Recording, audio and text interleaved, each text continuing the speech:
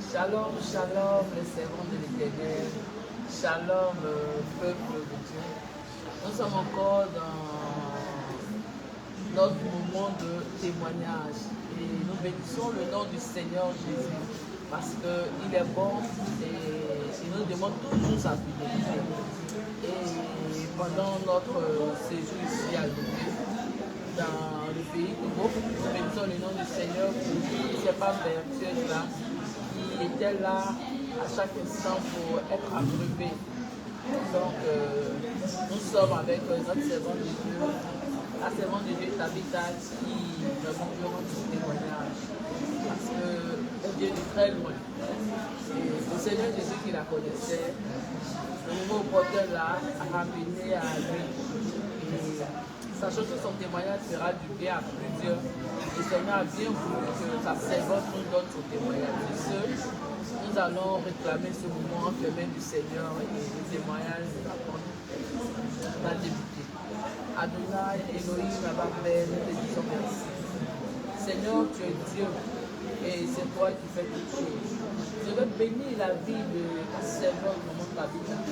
Adonai, ignorant qu'elle était, elle va dire ça et là. Mais par ton amour, Seigneur, tu la connaissais. Et tu voyais en elle ce désir avant de te connaître. Ce désir-là de vraiment pouvoir dire marcher comme toi tu désirais. Et Père, tu lui as fait cette grâce-là de retirer les bouchons à tes oreilles, les écailles de ses yeux. Elle a vu comme tu voulais qu'elle voie. Elle a entendu comme tu voulais qu'elle entende. Aujourd'hui, Seigneur, elle est ta bergerie. Et en ce jour, Père, elle veut te rendre l'honneur, la gloire. Et que ce témoignage encore fasse du bien à plusieurs servants de Dieu qui se posaient certainement les mêmes questions. Seigneur, sois prends le contrôle de toutes choses et que ton nom soit glorifié tout au long de ce témoignage. C'est dans le nom de Jésus que nous avons prié.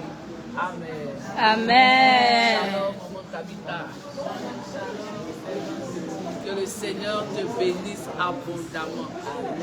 Vraiment, je suis très très ravie de te rencontrer de visu et vraiment que le Seigneur t'inspire encore pour donner ces paroles-là, qui font du bien à une sœur là-bas qui aussi est en train de te poser certainement ces mêmes questions-là. Donc, je ne vais pas prendre du temps, je vais laisser la servante de Dieu rendre son témoignage. Comment tu as la parole? Shalom, shalom, peuple de Dieu, shalom les servants de Dieu. Shalom, shalom.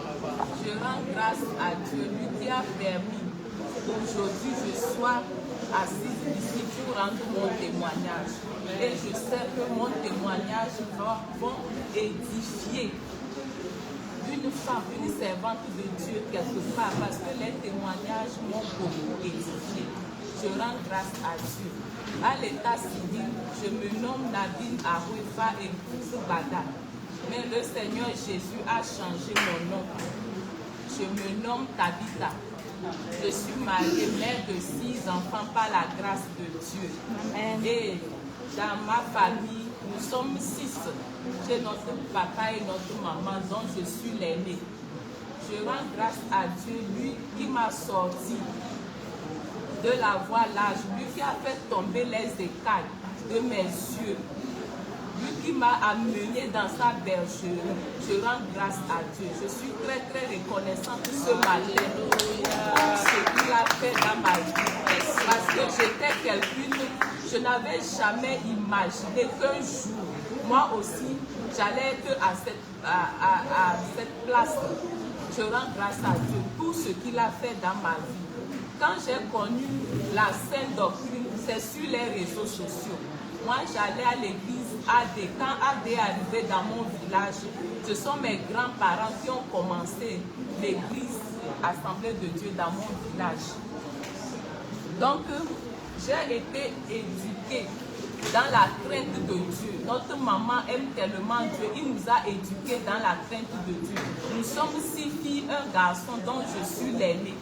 Donc, dès le bas âge, notre maman nous a inculqués à aimer Dieu, à payer nos dîmes, à respecter les ordonnances de Dieu. Et il nous a éduqués dans la crainte de Dieu. Donc, quand moi je grandissais, j'ai commencé par aimer les choses de ce monde. Le maquillage, les mèches, les rouges à lèvres. Alors que notre maman, quand bien même qu'on était des filles, elle ne nous a jamais mis les mèches ni les maquillages. Elle nous habillait décemment. Mais quand moi j'ai commencé par grandir, j'ai vu que je dois mettre des choses là pour être belle. Puisque depuis l'enfance, on se moquait de moi que je ne suis pas belle, je ne suis pas teint clair. Toutes mes petites soeurs sont teint clair, y compris que le petit frère aussi. Donc mes oncles paternels me disaient que moi je ne suis pas leur sang, que maman m'a volé. Donc j'étais toute belle. J'étais tellement dérangée et je me demandais pourquoi moi je suis teint noir et les autres sont clairs. Moi aussi, quand j'ai commencé par grandir, moi aussi, j'ai connu qu'on passe la pommade pour devenir clair. Donc j'ai commencé par passer la pommade. Ma maman était dérangée. Qui t'a appris ça? Tout ça là, tu as appris ça où? Donc c'était chez mes camarades. J'ai commencé par porter les pantalons, à mettre les mèches. Donc je me suis mariée très tôt. Je me suis mariée. Et par la grâce de Dieu, quand j'ai connu mon mari, il n'aimait pas les mèches, les pantalons. Il m'a dit que non, les choses là, c'est pas bien. Donc moi je lui ai dit, si tu sais que tu n'aimes pas ces choses-là, on n'a qu'à se séparer en même temps. Que moi là, j'aime des choses comme ça. Comme lui aussi voulait la femme, il s'est laissé et on s'est marié. Donc quand on s'est marié, c'est lui-même qui me payait les pantalons, les choses sexy. Quand je vais au service, les hauts talons, m'appelait madame la ministre. Quand moi j'arrive, on sait que c'est plus que ça faisait du lait haut talon. Ça m'annonçait. Avec le parfum de Jezabel. Vraiment, les jeans serrés, j'aimais tellement ma peau. Et je payais les pommades chères à la pharmacie juste pour dépigmenter ma peau. Et j'étais fière comme ça. Donc une fois au service, j'ai une camarade, une collègue a amené les affiches que les hauts talons, les mèches conduisent en enfer. Et j'ai dit quoi? Que Dieu regarde le cœur, il ne regarde pas le corps. Et on critiquait, la collègue disait non, de ne pas critiquer, que d'aller prier, demander à Dieu. Moi, je suis arrivée à la maison, j'ai dit à mon mari que c'est comme ça que j'ai appris que les hauts talons, les mèches conduisent en enfer. Et on arrive, et je dis, ce ne sont pas les bijoux, les Israélites ont fait le faux d'or quand ils ont quitté l'Égypte. Et mon mari me dit, voilà, tu es très très intelligent. Et j'ai continué dedans comme ça. Même mes enfants, ma fille Abigail, j'ai découvert les cheveux, les hauts talons, dès le passage, les mèches. Donc, il s'est fait que mon mari l'a affecté sur nous. Après 4 ans, moi aussi, on a fait rapprochement de ça. Mais après 1 an, 2 ans, j'ai senti en moi le péché. J'ai commencé, je n'aimais plus les choses là. Et je me dis pourquoi j'ai commencé par détester les mèches. Pourquoi? Et ma soeur me dit, je peux me tresser avec les laines. J'ai commencé par me tresser avec les laines. Donc pour la première fois, j'ai pris un moment de jeûne parce que j'avais un ex qui me fatiguait tout le temps, on s'appelait. Donc j'ai vu que c'est pas bien, c'est un péché. J'ai commencé par prier que Dieu enlève ces idées en moi. Donc je jeûnais pour ça. Mais jusqu'à midi, je romps le jeûne. Et ma camarade, on était ensemble à l'Assemblée de Dieu, on est dans le même quartier, on était dans le même groupe de fonctionnaires. Mais elle n'était pas fonctionnaire, on était dans le même groupe. Il y a journée des femmes, on porte les hauts talons, on se faisait voir, puisque c'est le groupe des fonctionnaires, on se faisait voir. Donc le jour-là, on s'était vu le matin. Vers midi, 13h, on s'est encore vu. À 15h, on vient m'annoncer qu'elle est décédée. C'est là-bas que j'ai crié que comment un chrétien peut mourir comme ça. Un chrétien ne peut pas mourir prématurément. Donc il y a un problème. J'aime pleurer tout le temps. N'importe où je suis, je me demande, elle est où présentement? Son âme est où présentement? présentement, je me posais des questions et j'ai commencé par aller sur les réseaux sociaux. Avant, si moi je vais sur les réseaux sociaux, c'est pour chercher quelle pommade je vais passer, quel savon, quel vêtement. J'étais à court, je dépensais les argent sur les pommades, y compris les enfants aussi, les mèches.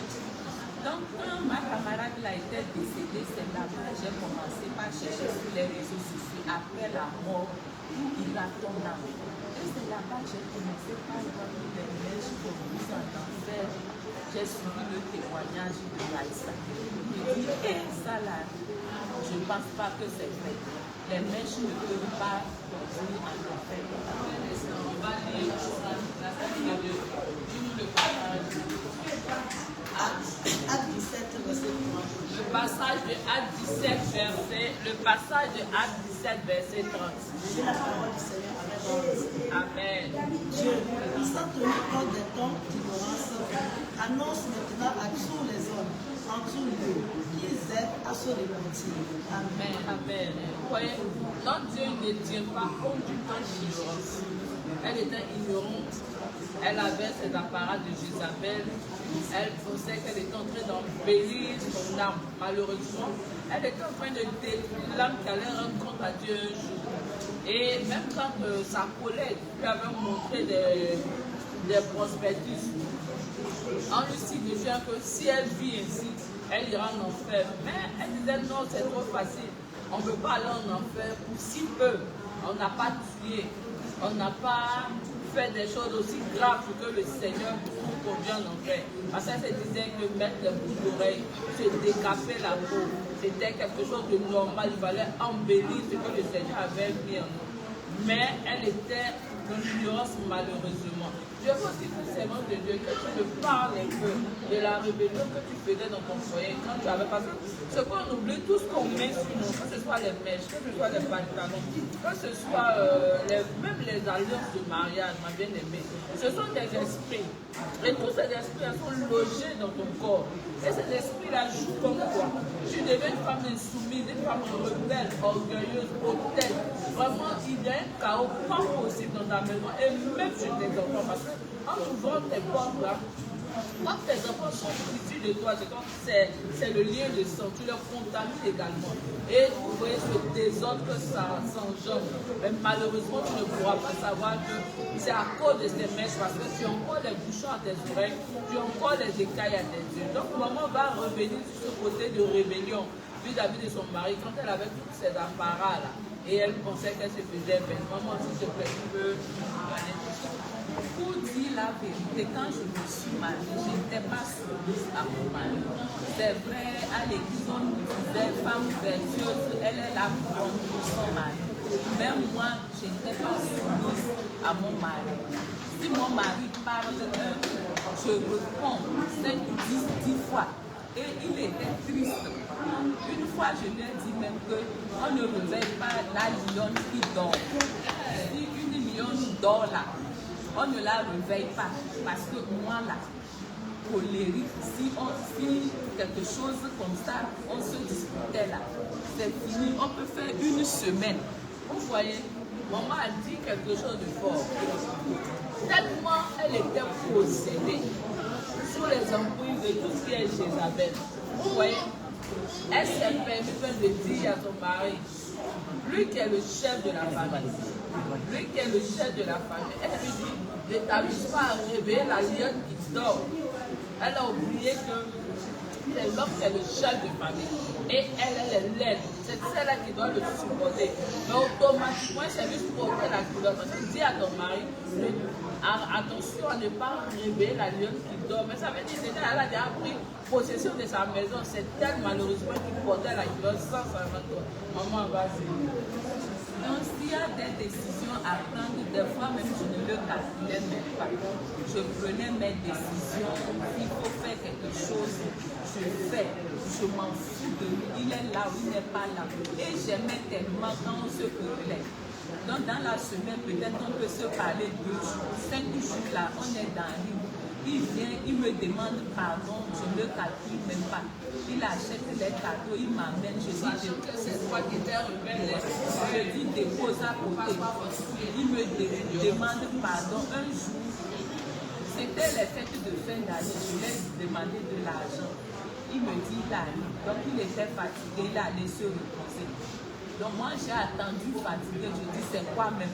Moi-même j'ai mon argent, donc j'ai pris mon argent, je suis allé faire les achats. Je suis revenu, il s'est revenu, il dit que je t'ai dit de m'attendre, je vais te donner l'argent. Il me dit oui, comme tu dormais, elle prend l'argent. Moi je me suis fâchée ça. Et il me dit, c'est parce que tu travailles que tu te comportes comme ça. Tu n'es pas soumis. Je dis, je travaille, non, c'est que je m'en foutais pas mal. Quand je me rappelle, des fois, je suis triste. Je suis triste de comment je l'avais traité. Je peux l'insulter. Prendre le plus d'une heure de temps, l'insulter. Parce que je les avais vivant en toi. Quand je sors, on dit aux femmes vertueuses, je dis, je suis la couronne de mon mari. Mais à la maison, franchement, je n'étais pas soumise. Et on a continué dans ça comme ça, malgré qu'il n'était pas heureux. Bon, il ne manifestait pas ça. Mais bon, pour moi, c'est bon quoi. Il faut, quand on sache que tu es une femme capable d'émanciper. Vraiment, que le Seigneur nous aide. Amen, amen. Et je suis arrivée à lui, ça a commencé quand j'ai vu le témoignage de Raïssa. Après, j'ai vu le témoignage de maman Béniel. Le jour-là, quand j'écoutais, même il était à côté. Et il me demande, est-ce que c'est vrai? Je dis, ça là, c'est vrai. Si ce n'était pas vrai, là, elle ne pouvait pas se mettre sur les réseaux sociaux. Et tant d'informations, elle est morte, elle est revenue à la vie. Elle est témoignage des personnes qui ont été pour son opération. Donc, moi, j'ai commencé, quand je suis à la maison, je ne suis plus distraite. Je cherche, je vois, je suis les témoignages. Donc, une fois, j'écoutais vos conseils, quand vous avez de ne plus porter l'esprit, de porter les pages, alors que moi, l'esprit, on dirait que le bébé, je ne portais pas. Et il a ri, il dit, toi, tu peux suivre ce que les mamans la disent. Et je dis, si c'est pour aller au ciel, moi, je vais suivre ça. Donc, j'ai commencé par changer. Mais on n'a qu'à mettre en prière parce que ce que j'ai écouté là, c'était fort. Je n'étais plus à l'aise. On n'a qu'à prier, mais lui, il s'en foutait pas mal. Moi, j'ai commencé par prier pour ça, pour demander à Dieu si réellement c'est vrai que les faux cheveux, le maquillage, tout ça, là, ça cause en enfer. Ça a pris du temps. Donc, je continuais pas à aller à Santé de Dieu. Et une fois, le Seigneur s'est révélé à moi que réellement, lui n'est pas dans les maquillages, dans les faux cheveux, dans les faux cils, des trucs comme ça. Il n'est pas dedans. C'est de là, j'ai dit, je vais prendre un moment de Dieu pour demander à Dieu. Maintenant, tu dis, tu n'es pas dans les faux là. Alors que à Santé de Dieu, tu es libre de porter ce que tu veux. Tu fais tout ce que tu veux. Comment je vais faire? Alors c'est là-bas je vais à l'église. Comment? Où je vais aller à l'église maintenant? Donc j'ai pris un moment de jeu pour ça. Et le Seigneur m'a révélé. Le Seigneur m'a révélé. En ce moment, quand j'ai commencé par me débrouiller, pas abandonner des choses, je m'écoutais. Le Seigneur me révélait beaucoup de choses en songe. Et le Seigneur m'a révélé l'église dans laquelle je vais aller, c'est une église sanctifiée. Il n'y a pas les faux, les mèches, les hauts talons. À l'entrée déjà, il y a les gens qui sont là et ils vérifient si tu n'as pas mis les faux cheveux, si tu n'as pas les hauts talons. Donc on vérifie avant que tu ne rentres. Donc moi j'étais dedans. Et à un moment donné, les gens venaient de gauche à droite, les gens venaient. Donc quand moi je suis sortie, maman s'est approchée de moi. Il faut supplier vos serviteurs pour qu'ils nous laissent rentrer. Et je dis, si tu as enlevé les faux cheveux, tout ça là, tu vas rentrer. Elle me dit qu'elle a déjà enlevé. Elle a déjà enlevé. Tu peux rentrer. Et là, je me suis réveillée, j'ai compris que le Seigneur veut que j'aille dans une église dédiée. Je ne dois plus aller à l'assemblée de Dieu. Mais voilà, je donnais des arguments que je me suis mariée à l'assemblée de Dieu, j'ai grandi dedans. On va lire un passage. Devant de Dieu. Lis-nous le passage. Jean 14, verset 27. Jean 14, verset 27. Je lis la parole du Seigneur avec vous. Alléluia. Je vous laisse ma paix. Je vous donne ma paix. Je ne vous donne pas comme le monde donne. Car votre cœur vous et le savoir. Alléluia. Vous voyez, maman avait commencé à se poser les bonnes questions. Et il faut savoir, elle ne connaissait même pas le réveil international. Tout a débuté par sa collègue qui lui avait montré des prospectus comme quoi il fallait se débrouiller. Maintenant, elle avait encore le cœur en dessous. Il a fallu un déclic. Celui de son ami Mott. Elle l'avait vu il n'y avait même pas longtemps. Et ce déclic-là, le Seigneur s'est saisi de ça pour lui accorder cette paix qu'elle recherchait. Elle a commencé maintenant à chercher ça et là sur Internet, jusqu'à ce qu'elle tombe sur les témoignages du réveil international et qu'elle soit encore captivée par le témoignage de Maman Péniel.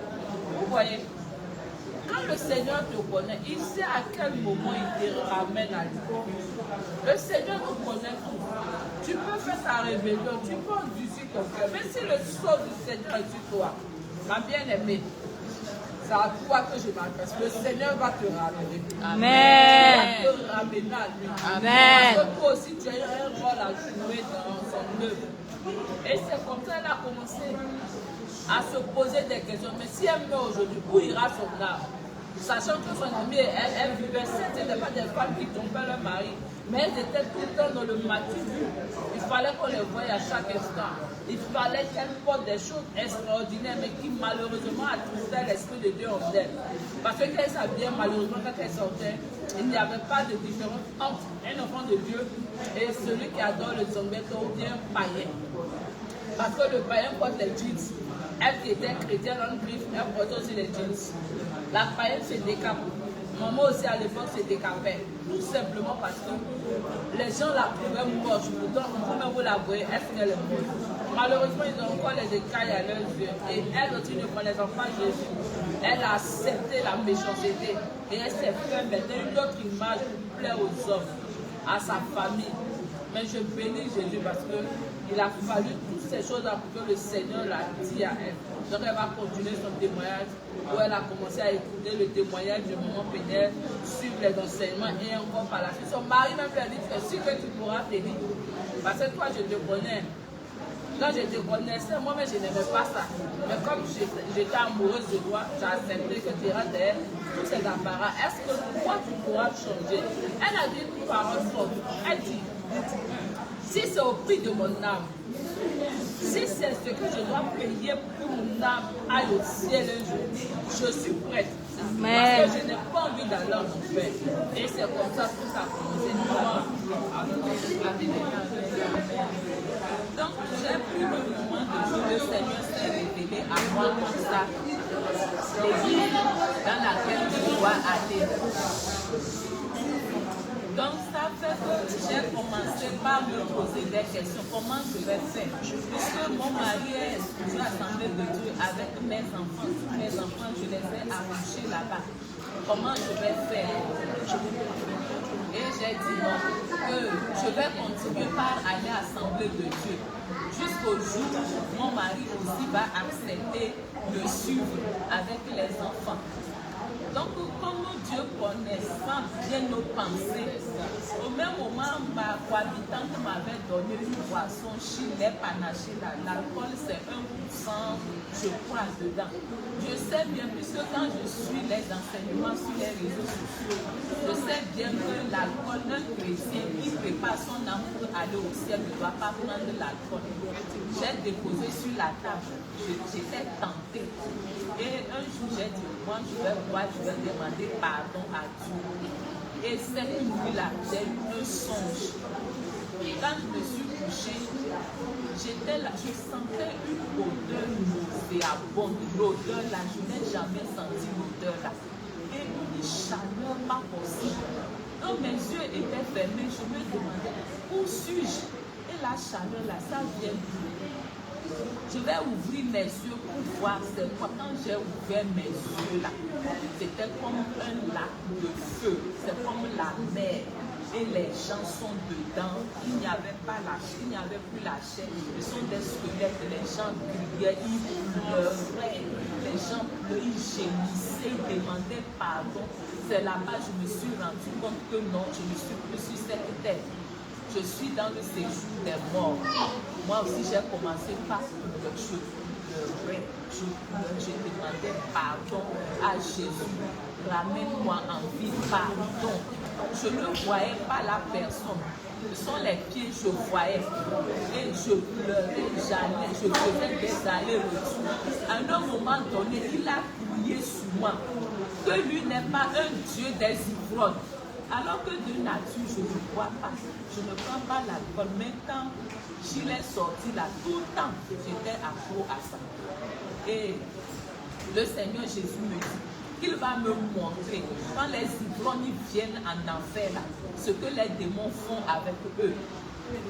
Et il a composé un numéro, genre le numéro de la tunnel des ivrognes. Et il a composé le numéro. Quand ça m'a pris, je me suis réveillée sur le lit ici. Je pensais qu'il y avait eu un enlèvement. Et je n'ai jamais eu peur dans ma vie comme ça. Mon mari était couché, j'ai couru pour aller ouvrir la chambre des enfants pour voir s'ils sont là. Je tremblais. Je ne pouvais même plus prier. Je dis, je ne vais pas fermer mes yeux pour retourner là-bas. Et quand j'ai ouvert mes yeux, c'est Chine là, j'ai vu là-bas et j'ai pris Chine là. J'ai jeté depuis ce jour ma vie n'a plus goûté à ça. Et j'ai dit, si l'enfer est comme ça, moi je vais attendre que mon mari n'est pas. Mon mari a refusé, mon mari n'est pas. Il n'a pas encore entendu la scène, donc je vais l'attendre. Moi je ne vais pas attendre. Je vais commencer par aller. Et j'ai commencé l'église. Il n'a pas vu dessus. Comme je vais au service les dimanches, des fois je fais les gardes. Donc moi je négocie avec ma collègue, je vais à l'église. Donc il n'a pas vu dessus. Le jour qu'il a su là, c'était pas facile à la maison. On va revenir vous voyez, peuple de Dieu. Le Seigneur nous dit comme ça que notre corps est son temple. Et comme il est un Dieu jaloux, il ne veut pas partager ce corps-là, qui est son temple. Toi, tu es encore accro aux boissons énergisantes, aux boissons qui ont taux de 1% d'alcool. Le Seigneur ne veut même pas qu'on puisse s'en livrer, même goûter juste un peu. Parce que peut-être ce que tu ne sais pas, l'alcool c'est un esprit. C'est un esprit. Quand tu bois, tu es en train de mettre cet esprit-là dans ton corps, dans ton âme, ma bien-aimée. Le Seigneur ne veut pas qu'on puisse boire. Vous voyez, elle a seulement goûté. La bonne, ce n'est que 1%. Elle n'a pas goûté. Vous voyez, elle dit dans son esprit déjà. Vous voyez, elle n'a même pas ouvert pour boire. Hein. Mais déjà, comme elle avait cette envie de boire, son âme avait déjà bu. Et le Seigneur lui a montré. À elle, le Seigneur a fait cette grâce-là. Toi, peut-être quand tu vas boire, là, tu n'auras pas cette grâce-là, cette opportunité de revenir témoigner aussi. Et tu vas te retrouver là-bas définitivement. Il est encore temps de choisir Jésus. Il est encore temps de marcher dans la sainte doctrine, corps, âme et esprit. Il n'y a pas de place au ciel pour les ivrognes. Il n'y a pas de place pour les personnes même qui boivent, ne serait-ce que 1% d'alcool. Le Seigneur dit, il n'en veut pas, il n'en veut pas. Parce que notre corps, c'est son temple. Maman, continuons. Amen, amen, amen. Et c'est de là que j'ai pris la décision que je vais suivre Jésus. Donc ça n'a pas été facile. On avait 4 enfants à suivre. Il m'a dit que ça va, les 4 enfants, que c'est bon. Donc de me planifier. Donc comme moi je suivais sur les réseaux sociaux, vous avez fait une émission sur la planification familiale. J'ai dit non, que je ne vais pas me planifier, puisque avant je le faisais. Mais je ne vais pouvait pas me planifier. Donc, à cause de ça, il ne me touchait même plus. Et on est là comme ça. On ne priait plus ensemble. Il a dit, je suis rentrée dans une secte.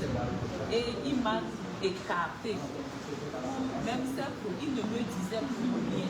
Et moi aussi, je persévérais. Je méditais la parole de Dieu. Je priais. Et il a informé le pasteur là où on adorait. Donc le pasteur est venu une soirée avec sa femme. Madame, pourquoi on ne te voit plus à l'église? Je dis, je ne vais plus aller à l'Assemblée de Dieu. Pourquoi? Je dis là-bas, on ne parle pas du dépouillement. Qu'est-ce qu'on appelle dépouillement? Que vous vous trompez, vous écoutez les choses sur les réseaux sociaux, on vous trompe et vous abandonnez des choses que tu te maquillais, tu mettais les mèches, tu passais là pour tu étais belle, ton mari t'a épousé. Aujourd'hui, tu as dit, tu ne vas plus faire ces trucs-là, que le dépouillement, que c'est le yoga, tu veux faire. Et je lui ai demandé, yoga, c'est quoi? Que c'est une méditation. Jean, il a expliqué d'une manière, il parlait, moi je sentais la douleur en moi. Puisque dans ces propos, l'âme de ces bébés, ça ne me dit rien. Comment faire pour être belle pour nos maris? C'est ça. Et lui et sa femme, eux n'ont jamais cru que moi, un jour, j'allais abandonner, j'allais quitter AD. Et j'ai dit, moi, je ne vais plus retourner là-bas. Je l'ai donné.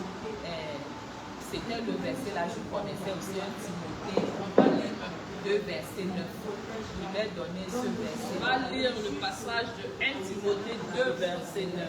1 Timothée 2 verset 9. Je lis la parole du Seigneur avec grand respect. Amen. Je veux aussi que les femmes,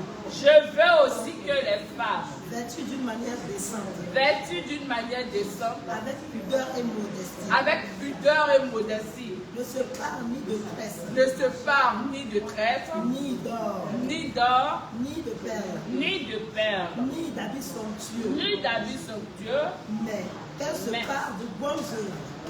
se parent de bonnes œuvres. Comme il convient à des femmes qui font profession de servir Dieu. Comme il convient aux femmes qui ont décidé de servir le Seigneur Jésus.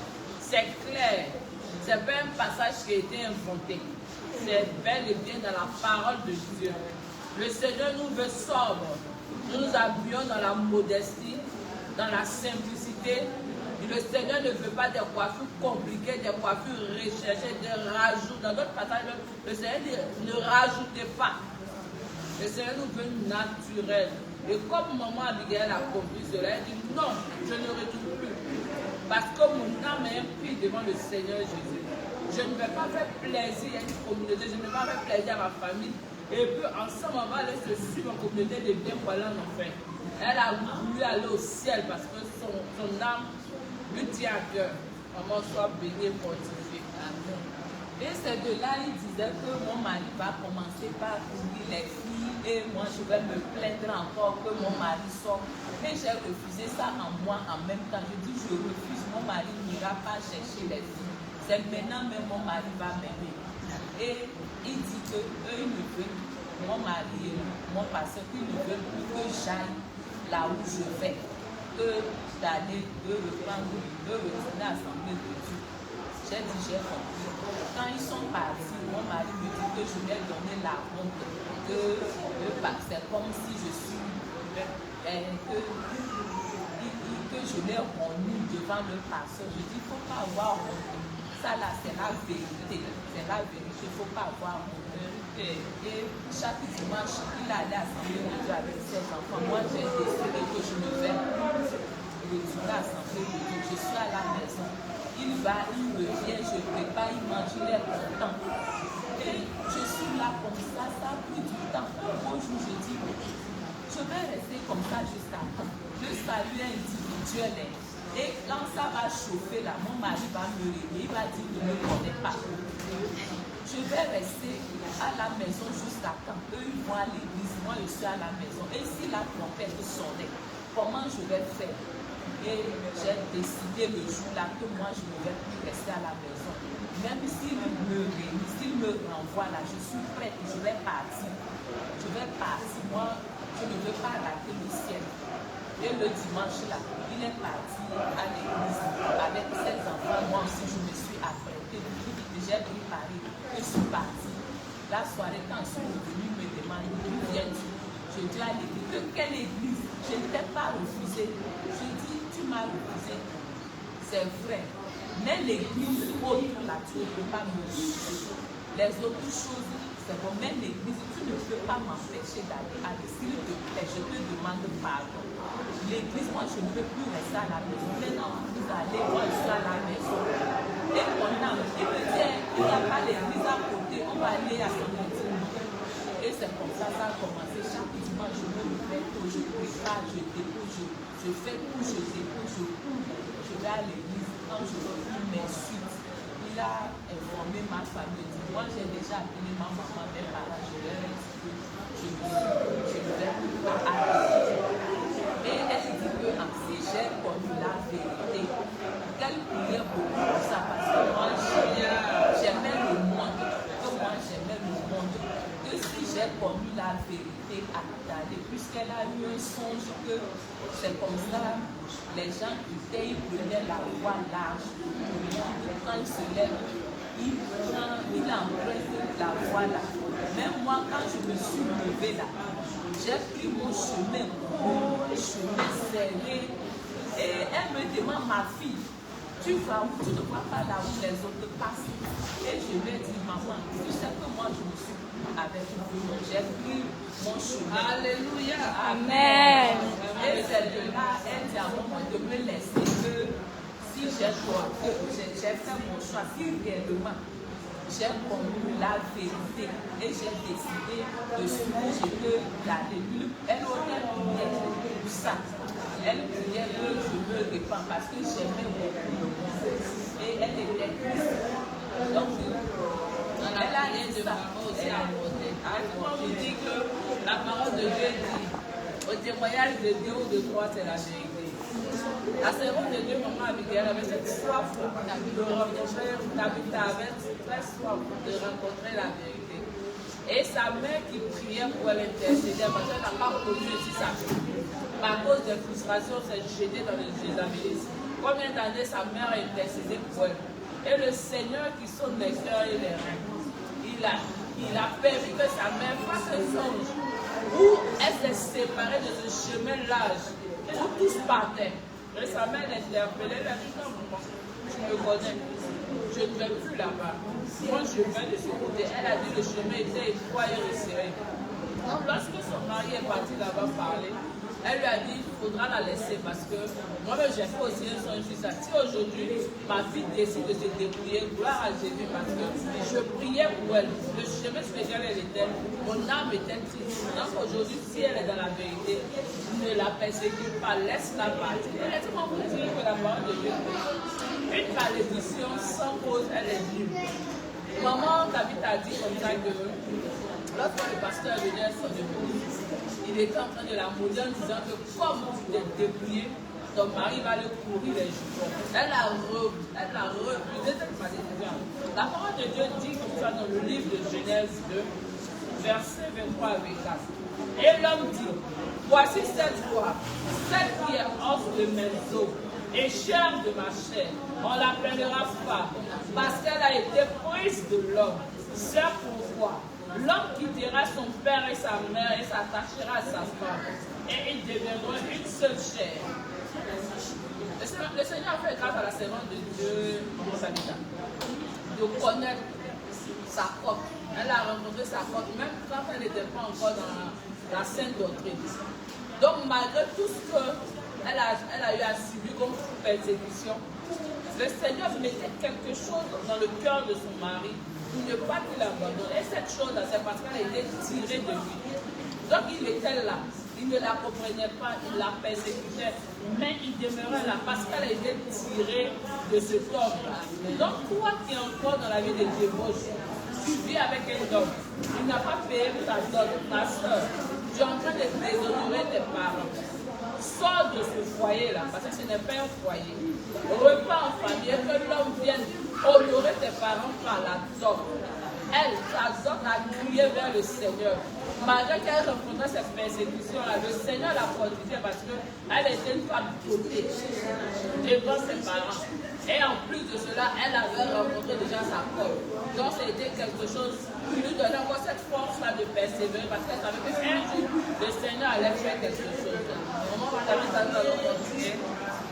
Donc les persécutions ont continué comme ça et c'est là-bas que c'est maintenant je suis dans la vérité. Avant quand on allait à son Dieu, il va te persécuter. Donc on était là comme ça, mon mari dans son travail, ça n'allait pas. Difficilement on vivait, il était tellement dérangé de il bossait, mais il s'agit des avantages, c'est à eux on donne. Il était comme il ne voulait plus discuter, me parler. Moi je sentais ça en lui et un jour je l'ai dit, si tu as quelque chose, on me dit et on va prier ensemble. Il dit que toi tu es allé dans une secte là, on va prier ensemble. Et il ne voulait pas. Moi, j'étais dans mon coin. Et une fois là, je me suis rendu compte que j'étais enceinte. Encore de nouveau, cinquième enfant ça. Quand je lui ai dit là, ça n'a pas été facile. Il me dit que lui, il m'a dit qu'on n'a qu'à arrêter comme ça. Pourquoi je me suis dit, c'est pour ça qu'il disait de me planifier. Maintenant, je tombe enceinte encore d'avorter. Et j'ai dit, non, je ne vais pas avorter. Je n'ai pas vu quelque part dans la Bible qu'on doit avorter. Je ne vais pas avorter. Il dit, ok. Et c'est fini. Tout ce qui se passait autour de moi, ça que je regardais. Je souffrais de ma maladie, tout ça, la lèvre de la grossesse. Et il me dit, c'est ce que je disais d'arrêter l'accouchement. Maintenant, là, tu vois. Et je me disais, je souffre. Et moi, je ne sais même pas qu'il y a quelque chose. Moi, je ne sais pas. Il faut me désirer. Le jour-là, je me suis sentie blessée. Mais j'ai dit, je ne vais pas pleurer. Satan va se moquer de moi. Je continuais la prière. S'il vient à la maison, là, c'est au salon, il fait ses coups. Il ne vient même pas. Il ne rentre pas dans la chambre pour voir c'est comment ou c'est pas comment. S'il rentre dans notre chambre, c'est pour se bouger, s'habiller et partir ça. Et moi, je priais, je demandais à Dieu de me fortifier. Tout le temps, c'était ma prière. Donc, avec ma cousine, elle m'aidait beaucoup. Tout le temps, je priais, je me fortifiais. Et en ce moment, comme je méditais, j'ai connu la vérité, je médite, je vais à l'évangélisation, je prie, le Seigneur me révélait beaucoup de choses. Donc, quand il me révèle, je lui parle. À un moment donné, il a vu que moi, là, les choses ont changé.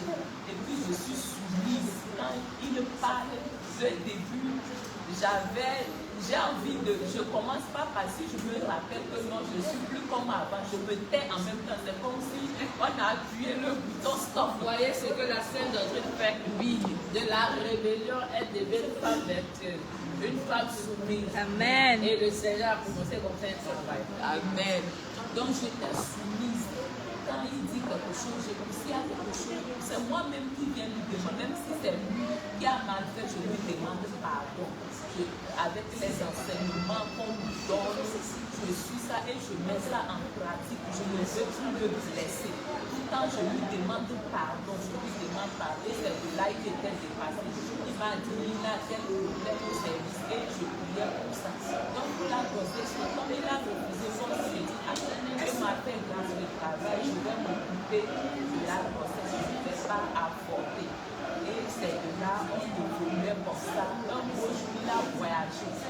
Donc, le Seigneur a touché son cœur, il ne dit pas même prière. Il m'a appelé au téléphone que est-ce que Manassé se porte bien. Il a déjà donné le nom à l'enfant. Et je dis, quel Manassé? Que Manassé, qui est dans ton ventre. Et je dis, Manassé, je voulais lui dire, c'est pas toi que je me dis de me taire. Je me suis tue. Ah, c'est le Seigneur. Ma voix de la sagesse. Oui, je me suis tue. Quand il est revenu du service du voyage, il me demande pourquoi je te demandais si Manassé allait bien. Et tu me fais comme l'étonner s'il n'y a rien, comme s'il n'y avait rien sur toi comme ça. Et j'ai su. Et c'est que là, les choses ont commencé à changer. Quand il va au service, il m'apporte des trucs, il me dit que l'enfant l'a téléphoné, qu'il veut manger ça, il veut ça, il veut ça. Et c'est Dieu.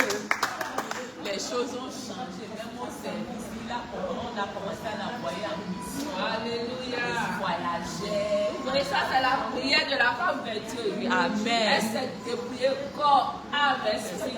Elle a fléchi les genoux pour le travail de son mari. Automatiquement, le monsieur voit un changement. Mais comme l'homme reste l'homme, je ne vais pas venir dire ma femme vient prier, me prend du bien. Mais lui-même, il voyait le changement. De rebelle, elle devient soumise. Et il voit maintenant le changement dans son travail. C'est la femme vertueuse. Amen. Donc, une fois, il devait aller à ma mission et on allait à l'aéroport. Donc, mon petit frère est venu me chercher. Et il me demande, est-ce que toi, tu as porté comme ça? Tu vas où avec? Donc, il voulait que je porte les choses comme avant. Et j'étais assise. Il dit à mon mari de ne pas les suivre ce que j'ai porté là. Il m'a pris photo, il a mis dans notre groupe de famille de regarder ce que moi je suis devenue. Parce qu'il m'a pris de regarder ce que je suis devenue. Que je ne vais pas aller à l'aéroport. Je pensais que mon mari allait le pousser. Il s'est tué. Et on a été à l'aéroport. Les choses ont changé. Et il a postulé. Il m'a dit, ma femme, que je veux postuler une ONG là. Il faut prier. Moi, j'ai dit, et je priais, je disais à tout Seigneur, tu nous connais, tu connais notre passé, notre présent, tu connais notre futur. Moi, je ne vais pas t'imposer quelque chose, mais toi-même, si tu sais que le poste là, c'est pour lui là, il faut permettre à ce qu'on puisse le retenir. Et effectivement, on a retenu mon mari. Quand on l'a retenu là, il a donné le nom à l'enfant. Je n'avais pas encore accouché. Il a changé madame, il a donné béni. Alléluia. Jésus. Et c'était la joie. Puisque à tout temps, je recevais des révélations, je lui disais, et moi je continuais là. Et même, il fut un temps, s'il allait acheter quelque chose à Mina, là, moi je voyais ça. Je voyais ça dans le songe. Et c'est de là, il a voyagé, il est parti. J'ai accouché la petite, le Seigneur, Jésus a ouvert les portes. J'ai oublié quelque chose. Quand j'ai commencé par me laisser comme ça, une nuit, je pouvais dormir et j'ai suivi l'animation chrétienne. Satan a poussé un monsieur qui a bu sachet de Piawataï, au lieu de mettre ça dans la poubelle, il a jeté ça. Quelqu'un qui mange des choses. Donc, il est apparu devant Dieu pour le jugement. Et Satan était à côté. Satan tenait la Bible. Il a dit à Dieu, puisque Dieu voulait qu'il rentre dans son sein. Satan dit non. Toi-même, tu as dit dans ta parole, il faut respecter les autorités. Quand il a mangé là, au lieu de mettre dans la poubelle, il a jeté, alors que ce sont les autorités qui ont dit pour garder la vie. Il ne faut pas jeter les choses en désordre. Et à cause de ça, il a été condamné. Et Dieu disait que mes enfants, ce sont les petits là qui vous éloignent de moi. Et la nuit, j'ai demandé à Dieu s'il y a encore un péché qui est caché en moi, qui va m'empêcher d'aller au ciel, il faut me révéler. Et la nuit, là, j'ai eu songe. Quand on était jeunes, copains, copines, donc il y avait un jeune. On était ensemble quand j'étais au lycée. Donc il avait voulu qu'on se connaisse. Et j'ai dit non. Toi-même, tu sais que c'est après le mariage qu'on doit se connaître. Donc si tu sais réellement que tu veux de moi, il faut attendre. On va étudier après nos études. On travaille, on va se marier. Donc le jour-là, moi, je lui avais fait cette promesse. Je n'ai pas su que on a noté ça. Et après, bon, je me suis mariée, on ne sait plus. Moi, je me suis mariée sans qu'il le sache. Quand il a appris, il s'est mis en colère. Et il se plaignait auprès de mes frères, mes camarades, que moi, je vais trouver. Et quand j'ai appris ça, j'ai dit, je me moquais de lui. C'est moi-même, avec toutes les villageois du matin, et la nuit là, j'étais mon âme, j'étais contente. Je me suis débrouillée, j'étais très fière que je vais aller au ciel. Mais je me suis arrêtée là-bas longtemps, la porte ne s'ouvrait pas. Si j'ai commencé par avoir peur, par pourquoi depuis là, je suis à la porte et la porte ne s'ouvre pas. Donc là-bas, aussitôt tu penses, eux ils savent déjà ce que tu es en train de penser maintenant. Et c'est de là les anges m'ont dit, ils sont désolés que je ne peux pas rentrer au ciel. Et je dis, moi, avec tout ce que moi j'ai abandonné sur cette terre, je me suis débrouillée, tout le monde m'a abandonné. Et on va me dire que je ne peux pas rentrer au ciel. Ils m'ont dit, oui, tu ne peux pas rentrer au ciel, que tu as blessé quelqu'un sur la terre, tu ne t'es pas repenti, tu n'as pas demandé pardon avant de mourir. À cause de ça, tu ne peux pas rentrer au ciel. Et je dis blesser quelqu'un. J'ai commencé par dire je n'ai aucun problème avec quelqu'un. Et ils m'ont montré mon cœur qui était tacheté. Il y avait les taches sur mon cœur. Et tu vois, tu ne peux pas rentrer au ciel. Ton cœur n'est pas pur. Tu as offensé quelqu'un que tu n'as pas demandé pardon. Et j'ai dit non, moi je n'ai pas de problème avec quelqu'un. Ils ont dit d'accord. Et ils ont fait monter, c'est comme une télé, écran géant comme ça. Et ils m'ont montré le jeune en question. Il a apparu sur l'écran. Ils m'ont dit que tu es blessé ce jeune-là, tu ne lui as pas demandé pardon avant de mourir. À cause de ça, tu vas aller en enfer. Et j'ai dit que je n'ai rien fait. Moi, je n'ai rien fait. Après, quand on s'était après on ne s'est plus vu que tu lui as promis, tu lui as pas dit que c'est comme ça, tu vas te marier. Il a attendu cette promesse. Donc je voulais me justifier là. On ne m'a même pas donné le temps de me justifier. En même temps, ça m'a pris projeté. Et je me suis réveillée encore. C'est de là que j'ai vu. On va lire un passage sur les promesses.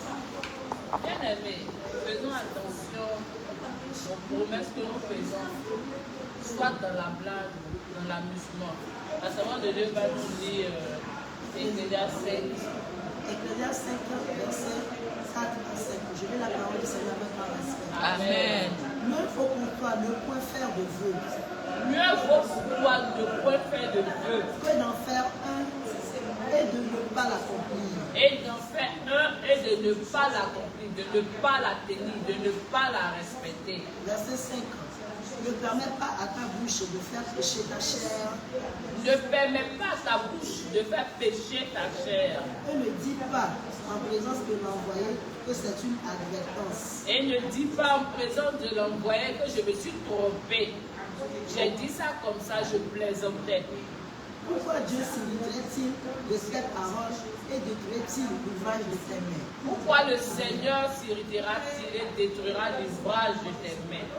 Bien-aimé, je vais m'adresser à un moment, à un papa, à une jeune fille. Évitez les promesses pour qu'elle ne pas les tenir.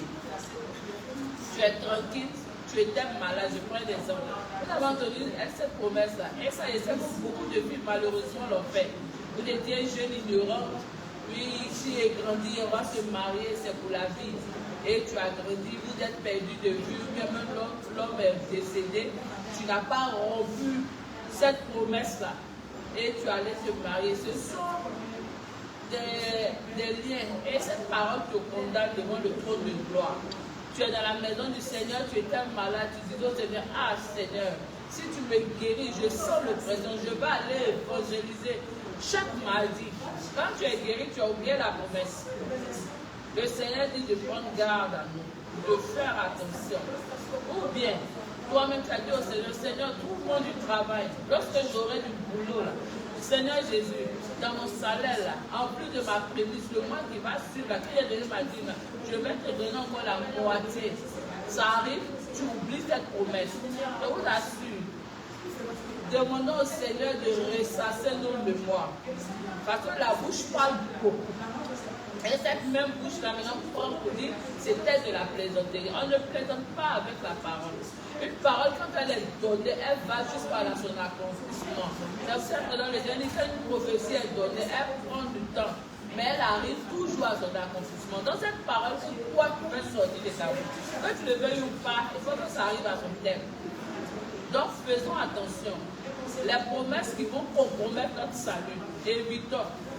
C'est mieux d'avoir cela dans ton cœur sans dire à quelqu'un, le Seigneur te fait grâce à, j'avais résolu, voici ce don-là. Mais tout en train de faire des promesses. C'est vous quand on est là, non, et on a besoin d'achat, on veut acheter des chaises à l'église. C'est toi qui lève ta main. Oui, je donne 10 000. Oui, je vais donner 20 000. On ne t'a pas obligé. Hein? Et quand le moment arrive, tu disparais. Tu penses que tu fais du mal au passé. Tu penses que tu fais du mal à qui? Ça compte malheureusement, tu fais du mal. Parce que l'ennemi a écrit, ça compte quoi? Donc faisons attention.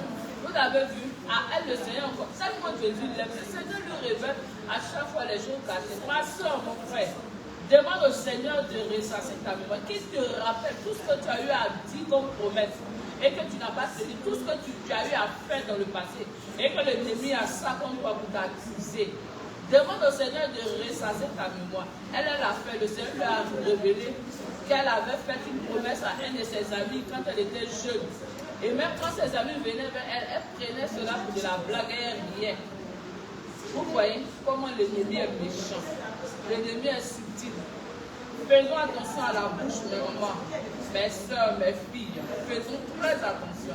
Maman, tu peux continuer. Donc, quand je me suis réveillée, j'ai cherché à le rencontrer, lui demander pardon, tellement il était fâché là. Donc, j'ai envoyé mon petit frère auprès de lui. Et ça n'a pas tenu. Donc, j'étais obligée, je l'ai fait autre chose pour lui demander pardon. Je t'avais fait une promesse, mais je n'ai pas tenu. Je te demande pardon. Et il ne m'a pas répondu. C'est un beau jour comme ça lui-même qui m'a appelé, qu'il me pardonne. J'ai dit merci beaucoup. Donc, quand les choses ont commencé comme ça, là, la façon dont les gens pensaient que mon mari va m'abandonner, moi j'ai vu qu'on était encore plus amoureux. Quand on était ensemble, il était content. Quand il a voyagé, il me faisait, avant même de me donner quelque chose de difficile, même, il me fait des surprises. Je suis là comme ça, on vient cogner à la porte. Tu as une surprise. Je dis, comment m'envoyer auprès de toi? Qui t'a envoyé? La personne ne se tait pas. Je vérifie, il est tellement content parce que je suis devenue une femme soumise. Alléluia! Je reçois des trucs que je prie quand l'ennemi programme des choses. Je reçois ça, je vois ça et je prie. Et le Seigneur a toujours protégé mon foyer parce que Satan pensait que ça allait être là. Comme j'ai pris la décision de m'attacher à tout, de chercher premièrement le royaume des cieux, le Seigneur n'a pas permis que mon mari m'abandonne pour aller chercher ailleurs. Donc quand les choses allaient bien, il m'a fait une surprise. Alléluia! Une voiture. Alléluia! La persévérance paye. Elle n'a pas regardé les biens de ce monde. Elle a regardé à Jésus. Et le Seigneur lui a démontré qu'il va recommencer sa fidélité. Et aujourd'hui, c'était le cas. Aujourd'hui, c'était le cas. Vous voyez, elle a accepté les moqueries, les humiliations. Et aujourd'hui, le Seigneur a vu qu'elle est une bouche autorisée. Quand elle lève la voix vers le trône de Dieu, automatiquement, le Seigneur amène à l'existence ce qui n'existait pas. Et aujourd'hui, le Seigneur la gratifie d'une voix. Vous voyez ce que Jésus fait. Dans la scène doctrine, c'est possible. Amen. Vraiment, c'est ça avec Dieu. Mais quand tu triches, tu ne verras pas la main de Dieu dans ta vie. Ça, c'est clair. Avec Jésus, c'est la sincérité. Amen. On va encore soit richement béni. Il m'a cherché un chauffeur que c'est pour moi là où je veux rester de ma soeur. Si je veux monter sur la voiture, comment je peux faire que c'est pour moi ça, que d'utiliser. Et c'était la joie, c'était une des yeux qui ne voulait même pas que j'aille à l'église avec les enfants. Maintenant, il se tue. Il demande les dimanches, il appelle, il demande qu'est-ce qu'on vous a appris à l'église. Alléluia! Les enfants parlent. Des fois, quand il appelle, il n'a pas porté la Bible. Ma fille, ouais, papa, si tu ne montes pas la vie, tu vas aller en enfer. Il ne s'énerve pas. Mais après un an, c'était un an. Le contrat, c'était un an. S'il travaille bien, on va le reconduire. Et on a songé que c'est comme ça. On l'a renvoyé. Et j'ai informé les hommes de Dieu. On a eu 3 jours de jeûne avec les enfants à la maison. On a intercédé pour ça. Et on l'a reconduit. Le poste qu'il occupe, personne n'a jamais dépassé un an. C'est pour la première fois.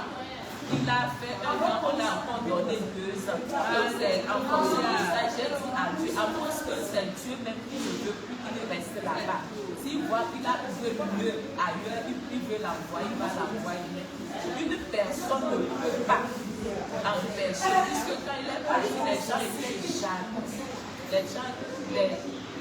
Les gens nous combattaient, les gens étaient jaloux. Ils ne voulaient pas. Ce qui nous est arrivé, les gens ne voulaient pas dans ce songe. On était combattus. La jalousie.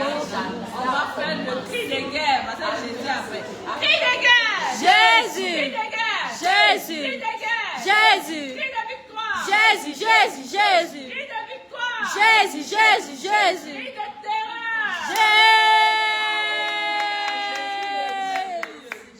Je pense que ce témoignage fera du bien pour moi. Amen. Toi qui es persécuté, tu penses que tout est fini. Le témoignage de moment ta vie, va te réveiller encore dans la prière. Amen. Combien de fois sa prière a changé les donnes dans ton foyer. Le monsieur qui l'a persécuté aujourd'hui voit en elle la bouche autorisée qui peut lever la voix. Et le Seigneur va exaucer. Tout simplement parce qu'elle a mis la parole de Dieu en pratique. Elle a accepté de se dépouiller corps, âme et esprit. Et elle est sincère dans son dépouillement. Elle ne triche pas. Elle n'a pas de vêtements pour le travail, les vêtements pour la maison, les vêtements pour l'église. Les mêmes vêtements, elle les porte partout. Amen. Le Seigneur a vu sa fidélité. Il a vu combien de fois elle a accepté l'humiliation. Et aujourd'hui, le Seigneur ne fait que suer les larmes de ses yeux. Donc, je bénis. On va chanter ce chant-là et on va terminer. Amen. Et le Dieu en qui j'ai mis toute ma confiance et je sais que je ne serai jamais confus. Tu es celui qui combat pour moi toutes les nuits et je sais que je ne serai jamais confus. Tu es le Dieu en qui j'ai mis toute ma confiance et je sais que je ne serai jamais confus. Tu es celui qui combat pour moi toutes les nuits et je sais que je ne serai moins confus. Amen. Jésus est mon papa qui ne trahit jamais car sa parole est infaillible. Ce que sa bouche a dit, ça me l'accomplit. Amen. Elle ne revient à lui sans aimer. Jésus est mon papa qui ne trahit jamais, car sa parole est infaillible. Ce que sa bouche a dit, ça me l'accomplit. Elle ne revient à lui sans effet. Je pense qu'aujourd'hui, ce témoignage est tellement merveilleux que Maman Tabitha va vous faire la prière de la fin. Amen. Seigneur Jésus, je te remercie pour ce moment que tu nous as accordé. Père éternel, c'est toi qui m'as accordé cette grâce d'être devant toi cette soirée. Quand j'étais dans l'ignorance, quand j'étais dans le péché, j'étais dans la prostitution, dans le rébellion, Père éternel. Tu as eu pitié de moi et tu m'as fait sortir. Avant que ce jour n'arrive, toi, tu étais déjà au courant. Tu savais qu'aujourd'hui, on allait donner ce témoignage-là. Je te rends grâce. Je bénis ton nom. Que ce témoignage aille loin. Que ce témoignage touche les cœurs, les servantes de Dieu. Vraiment, les femmes souffrent beaucoup. Que ce témoignage donne la force à une femme quelque part. Qu'elle se lève, quelles qu'en soient les persécutions de gauche à droite, qu'elle se lève, qu'elle ait ses regards sur Jésus. Parce que si le moment arrive, tu vas la restaurer.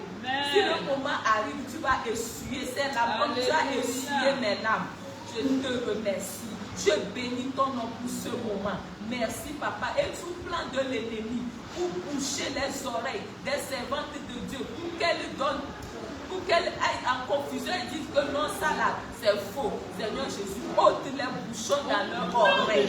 Ôte les bouchons. Explique-les, Seigneur Jésus. Tu connais tes brebis à travers ce témoignage. Que tes brebis viennent à toi. Comme moi aussi, j'ai écouté les témoignages des bien-aimés et ça m'a ramené dans la bergerie. Je te rends la merci, Papa, dans le nom de Jésus.